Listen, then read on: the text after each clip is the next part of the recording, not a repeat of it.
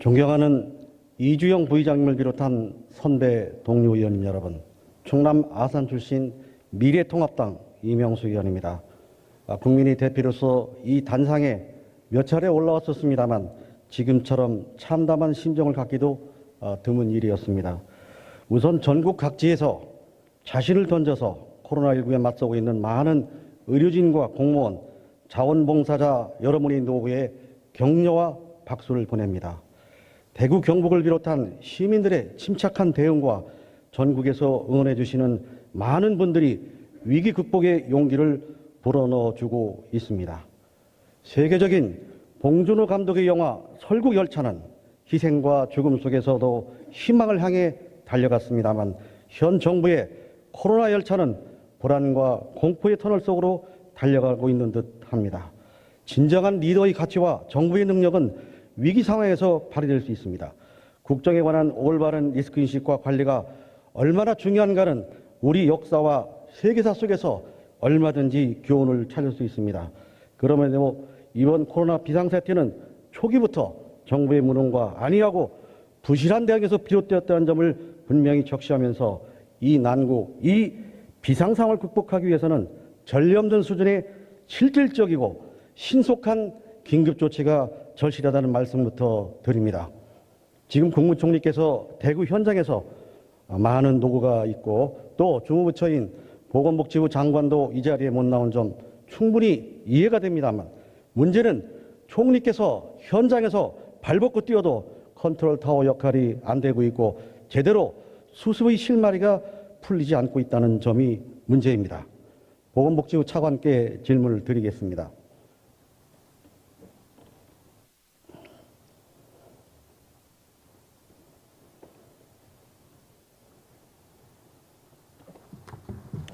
자, 차관님 노고가 많습니다. 우리가 이 세계적 수준의 의료 기술과 위생 문화를 자랑해온 이런 우리나라가 이 방역 실패 때문에 졸지에 위험 국가로 분류되어서 국제적인 경계 대상이 된 점 정말 참담하기 이를 데 없습니다. 지금 아시는 것처럼 코로나 확진자가 5천 명을 넘어섰죠. 예. 기본적으로 정부가 의료 전문가들의 의견보다는 정무적, 정치적 판단을 앞세우는 데 문제가 있었습니다. 차관님, 강경화 외교부 장관께서 엊그제 바로 그 자리에서 입국 관리가 잘 되고 있다라고 답변했는데 차관님 동의하시나요? 제가 요즘 이 대정부 질의에서 어떤 말씀이 오갔는지까지 다 모니터링을 하지 못해서 강경화 장관께서 어떻게 답변하셨는지에 대한 구체적인 내용을 정확하게 인지를 못하고 있습니다. 그거는 이제 언론에도 보도가 됐습니다만 정부 측에서 어떤 답변했는지를 알고 나와서 여기 답변해야 그게 옳은 거죠. 자, 대통령께서 초기에는 몰라도 지금은 입국 금지에 실익이 없다 이렇게 말씀한 것으로 되어 있습니다. 그러면 우리 의문은 왜 그러면 1월 초부터 입국 금지를 하지 않았냐 하는 국민적 의문을 씻을 수가 없습니다. 국정 최고 책임자로서 종합적인 국익을 고려한다 이런 점 이해가 됩니다. 그러나 우리 국민의 생명과 안전을 지키는 것보다 더 큰 국익, 더 큰 실익이 있습니까? 저는 지금 특별 입국 절차 이행을 한다고 하는데 입국 금지와는 차이가 많이 있습니다. 혈맹 관계는 북한도 중국인 입국 금지를 바로 했습니다. 우리 국민들이 전 세계 100개국 이상에서 입국 제한 조치를 받고 있고 더욱이 격리 수용동 이 천덕꾸러기로 배척당하는 이 현실을 보면서 정부의 이 소극적인 조치가 국민의 안전을 더 이상 훼손은 안 된다 이런 판단입니다. 차관님 어떻습니까? 의원님 이 문제에 대한 답변은 여러 가지의 요소가 종합적으로 고려돼야 된다라고 생각을 하고 있습니다. 저희 방역을 책임지고 있는 보건당국의 입장에서는 기본적으로 객관적인 사실에 근거해서 그러나 진행 상황에 따라서 판단의 시기에 따라 저희가 구할 수 있는 정보의 양이나 정보의 내용들이 좀 다릅니다. 당초 지금 의원님께서 지적해 주셨던 그런 시기에 있어서는 저희가 이제 몇 가지를 고려한 점이 있습니다. 전문가 의견을 말씀을 하셨습니다만 전문가들도 의견들이 좀 다소 갈렸다라는 점이 있을 만큼 이 상황은 판단이 그렇게 쉽지 않았던 측면이 있어서 일괄적으로 그것이 이 전면적인 입국 제한 조치만이 타당한 조치라고 말씀하시는 점에 대해서는 저희들은 다른 또 입장도 듣고 또 전문가 자, 우리가 지적하는 것은 그것이 이유의 전문은 아니지만 그게 처음부터 제대로 대응이 안 된 원인 중에 하나가 된다. 그런 말씀을 드리는 거고요. 어쨌든 이런 그 초기 대응이나 이런 판단력이 좀 국민과는 많이 거리감이 있는 것 같습니다. 자, 다음은 이 마스크 대란 문제를 지적하지 않을 수가 없습니다. 여러분 많이 쓰시고 있는 이 마스크 하나 때문에 온 국민이 일상이 크게 바뀌고 있습니다. 차관님, 코로나 사태 이전에 정부가 비축한 마스크의 물량은 얼마나 됐지요? 제가 정확한 숫자까지는 기억을 못하고 있습니다만 저희가 기본적으로 방역을 위해서 필요한 부분에 대한 보건용 마스크는 충분히 갖추고 있었습니다. 지난번 상임위 때는 100만 매를 비축하고 있다 이렇게 말씀했는데 그거는 근거가 없는 겁니까? 제가 숫자는 좀 정확한 본인이 숫자까지는 답변한 숫자예요. 예, 아마 그때 어쨌든 숫자가 맞을 거라고 지금 생각을 전국에 마스크 업체가 140개, 유통업체가 900개쯤 된다고 그러는데 생산 물량이 하루 1000만 개 이상 되는 거죠. 예, 지금 1200만 장 이상까지. 그런데 이 마스크 관련한 이 혼란이 한 달 이상 지속되고 있습니다. 초기에는 이해가 갑니다. 그런데 규제를 잘하는 정부가 이 중국인 입국 금지나 마스크처럼 정말 규제가 필요한 것은 규제를 하지 않고 있다. 이렇게 판단이 되는 겁니다. 대통령께서 2번이나 사과했는데도 자, 그럼 차관님, 이 정부 차원의 새로운 이 마스크 대란에 대한 대책이 있습니까? 말씀을 해보세요. 정부 차원에서 지금 기획재정부와 식약처를 중심으로 해서 여러 부처가 함께 이 부분에 대한 대책을 마련하고 진행을 하고 있습니다. 무엇보다도 현장에서 국민들이 겪고 계시는 불편과 이 불편에 대해서는 저희들도 매우 송구한 마음을 가지고 있고 신속한 조치를 취하기 위해서 노력하고 있는데 기본적인 방향은 우선 공급 확대를 위해서 총력을 기울이고 있습니다. 평상시보다 2배 이상의 생산을 할 수 있도록 모든 조치를 강구하고 있고 공급에 소요되는 부자재나 원료들도 안정적으로 공급하고 확대 공급하기 위한 노력을 하고 있습니다. 두 번째는 유통 과정에서의 공정성이나 투명성을 보다 높이기 위한 노력도 갖추고 있습니다. 그래서 공공부문을 통한 유통을 확대를 하고 있고 오늘 여러 가지 논의가 있었습니다만 가능하다면 유통 과정에서의 배분이 공정하게 이루어지기 위한 노력도 아울러 저희들 점검하고 보완 대책을 수시로 계속 강구하고 있습니다. 차관님 지금 답변하신 내용대로 그대로 시행이 됐으면 하는데 그 답변은 지난번에 답변한 것 같은 내용 아니겠습니까? 지금 긴급해요. 이게 대통령의 긴급 재정 경제 명령권을 내려서 이 수급 조절을 할 수 있는 그런 대상이 안 됩니까? 검토해 보셨습니까? 모든 내용은 놓고 같이 검토를 하고 있습니다. 우선적으로 저희가 취할 수 있는 조치들을 먼저 취해서 가능한 범위 내에서 공급을 확대하고 또 유통 과정에 있어서의 공정성을 높이는 노력을 우선 하고 있다라는 말씀을 드립니다. 그러니까 정부의 고충도 이해합니다만 검토가 벌써 여러 번 했는데 왜 현장에서 달라지는 게 없느냐 그걸 지적하는 거고요. 제가 보기에는 우선 모든 관계부처 기관 합동으로 공적 물량의 최대한 확보와 확실한 배급망을 갖추는 게 급선무입니다. 이미 보도가 됐습니다만 약국 DUR의 적극 활용이나 해외 수출의 최소화 속에 행정체제를 통한 배급을 우선으로 하되 특히 장애인, 노약자, 어린이 등 이 취약계층과 서민들로부터 이 배급제를 대폭 확대해야 됩니다. 그런 점이 반영이 됩니까? 네, 의원님께서도 오랜 행정 경험을 가지고 계시기 때문에 이 점 제안을 해주신 내용이 정부가 지금 검토하고 추진하고 있는 방향과 같은 방향을 가지고 있습니다. 제가 안타까운 게 저도 공무원 경험을 했습니다. 어려운 점은 압니다만 검토가 지금 한 달 이상 됐는데 왜 달라지지 않느냐 그걸 묻고 어렵지만 빨리 좀 결론을 내리십시오. 자, 다음으로 지적할 일은 어린이집과 아까 유은혜 부총리께서 말씀을 주셨습니다만 이 돌봄 대책 어린이집이 많지 않습니까? 지금 휴원하고 있죠. 좀 더 촘촘하게 추진을 하고 이 보호자에 대한 이 유연 근무제나 재택근무제 확대 그런 측면까지 확대해서 함께 포함을 좀 시켜주시기 바랍니다. 예, 그렇게 하고 있습니다. 예, 네. 말씀하시겠어요? 아닙니다. 예. 자, 다음으로 의료 인력, 병상 부족, 심지어 방호복 문제도 해결되지 않고 있습니다. 세계적인 의료 인력 기술, 장비, 시설이 있는데도 대구 경북 지역 중심으로 제대로 활용할 수 있는 사전 준비와 민관의 협력 체계, 즉 그걸 잘 아시겠습니다만 지역 의료 거버넌스라고 하죠. 그게 제대로 작동이 안 되고 있습니다. 현재의 지금 대구 경북 지역 문제에 부응하기 위해서 의료 인력이나 시설, 장비가 어느 정도 추가됩니까? 몇 프로 정도가 필요합니까? 대략. 그 수치를 통해서 지금 뭐 몇 퍼센트다라고 말씀을 드리는 거는 쉽지 않은 상황입니다.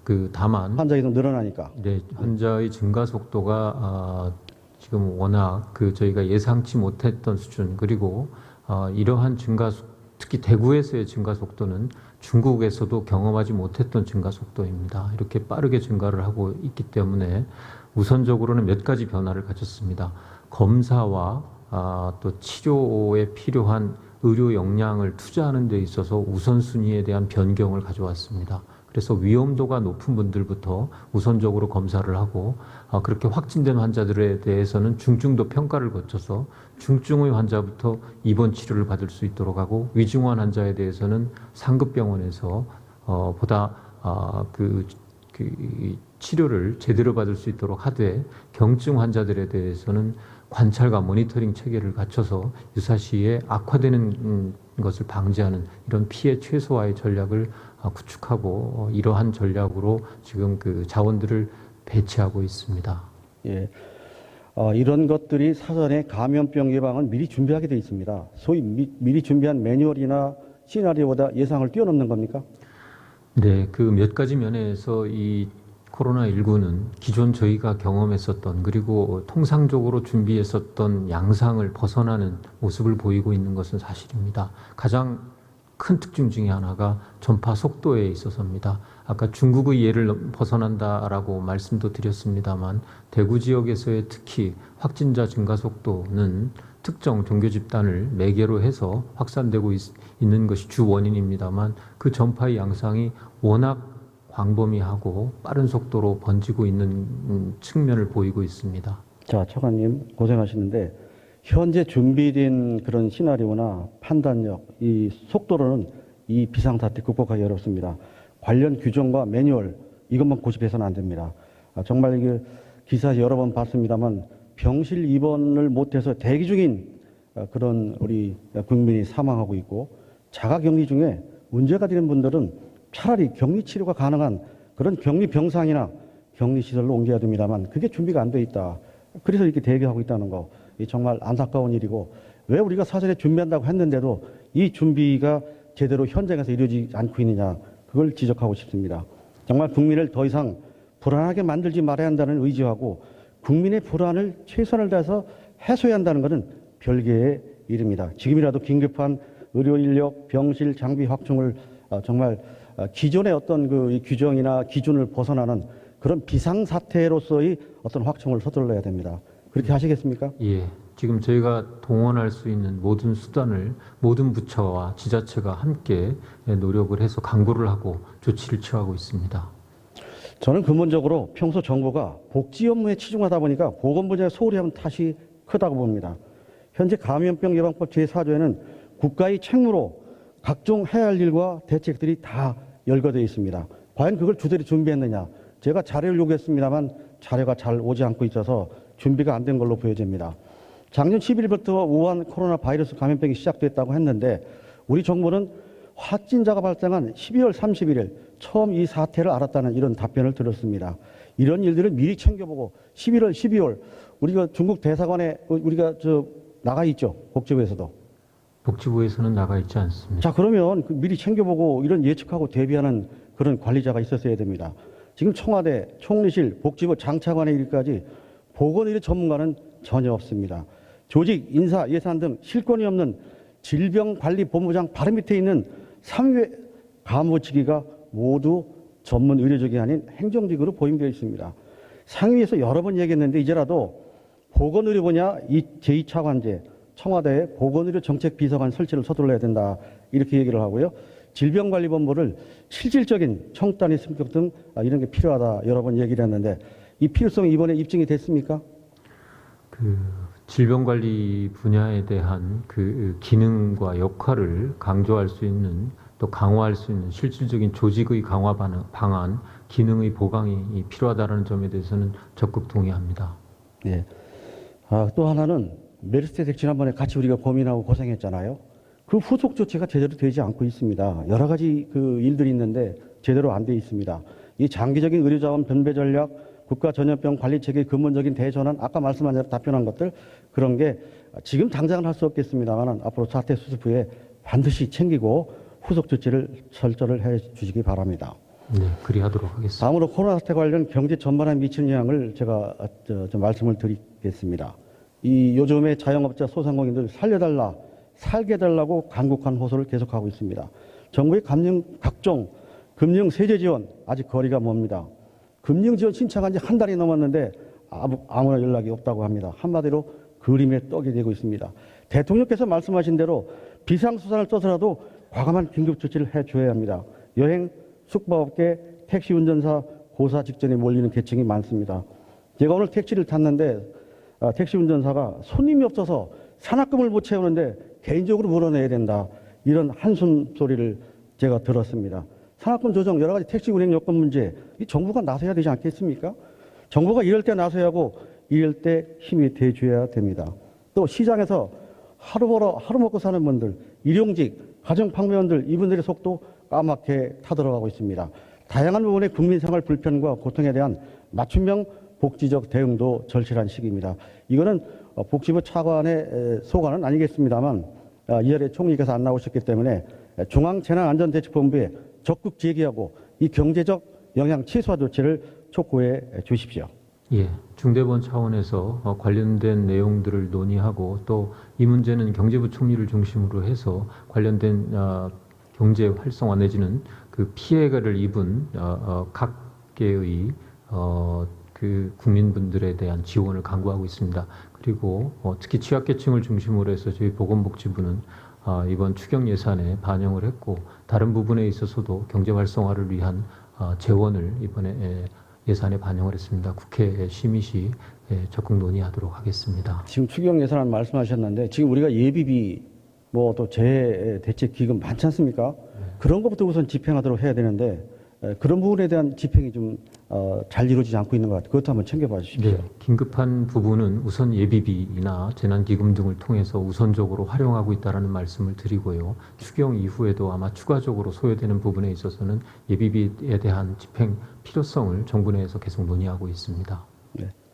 자, 수고하셨고 행안부 장관께 질문 드리겠습니다.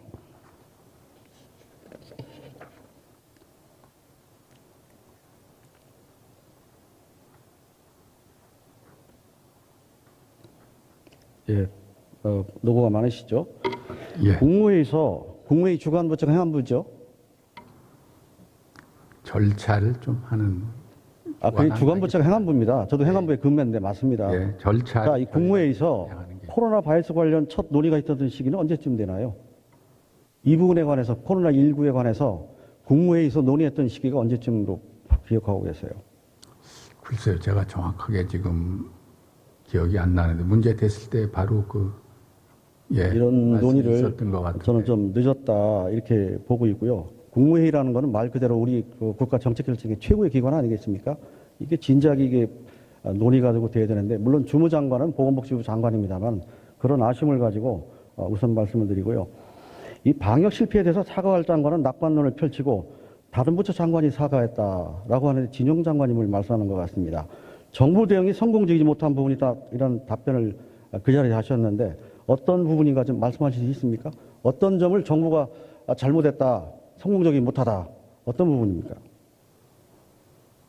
그 부분은 아직 구체적으로 어떤 역학조사나 이런 분이 안 돼 있기 때문에 제가 포괄적으로 말씀하신 건가요? 어떤 부분이 잘못됐다는 구체적 지적은 드릴 수 없고 그러나 상황이 방역 체제가 성공적이지 못했다는 것은 결과가 말해주고 있기 때문에 결과가 말해주고 있기 때문에 제가 송구스럽다 그렇게 말씀을 드렸습니다. 예, 알겠습니다. 올해 국가하고 지방공무원 신규 충원 인원이 38,000명이 넘습니다.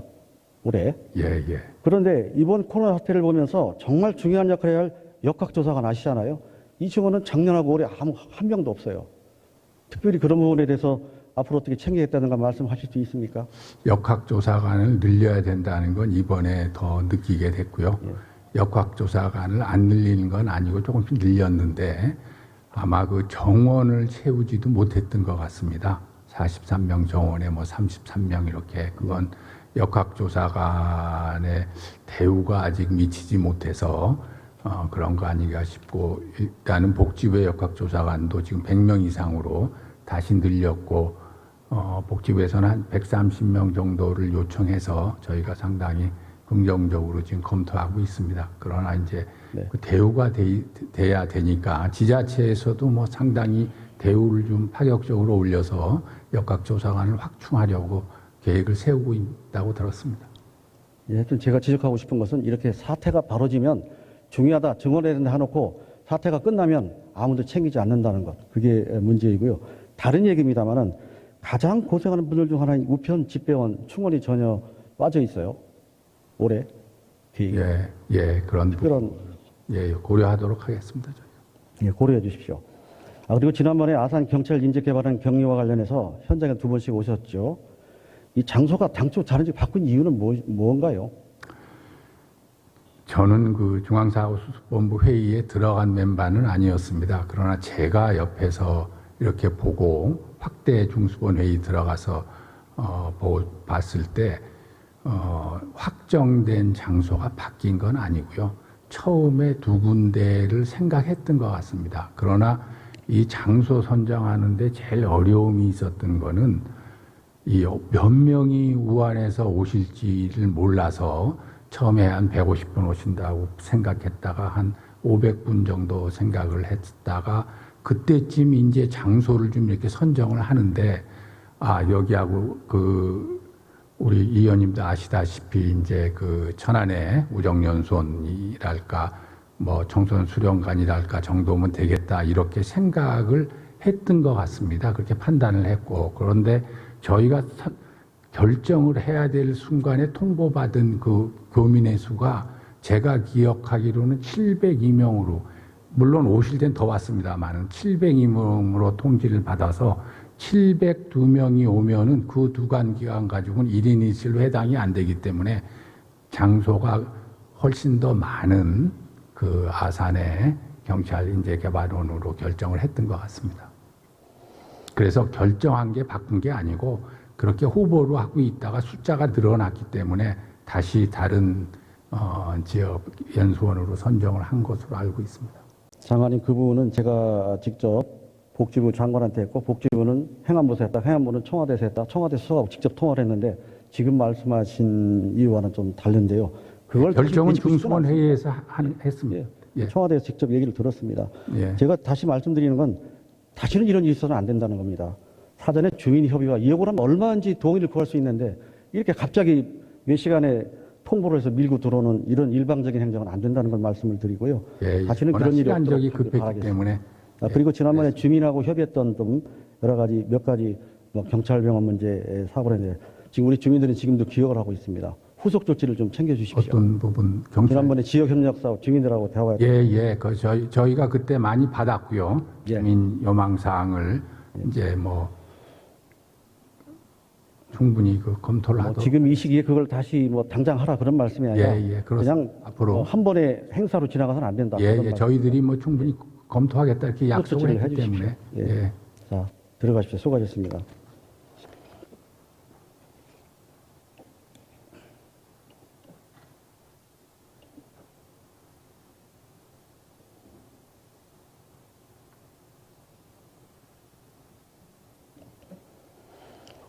뭐 굳이 다른 얘기를 할 필요는 없겠습니다만 정말 어려운 상황입니다. 독일의 니체가 인생의 의미를 아는 사람은 어떤 시련도 잘 극복해낼 수 있다는 말을 했습니다. 우리 국민 모두가 지난 반세기 수십 년 동안 땀 흘려서 선진 대한민국을 만들어 왔기 때문에 이 나라 공동체의 의미를 잘 알고 있고 이 나라의 시련도 민관 합동으로 잘 극복해낼 수 있리라 믿고 싶습니다. 빨리 이 코로나 열차에서 벗어나서 정말 희망의 새로운 봄을 만드는 대전환의 계기가 빨리 왔으면 합니다. 경청해 주셔서 감사합니다. 고맙습니다.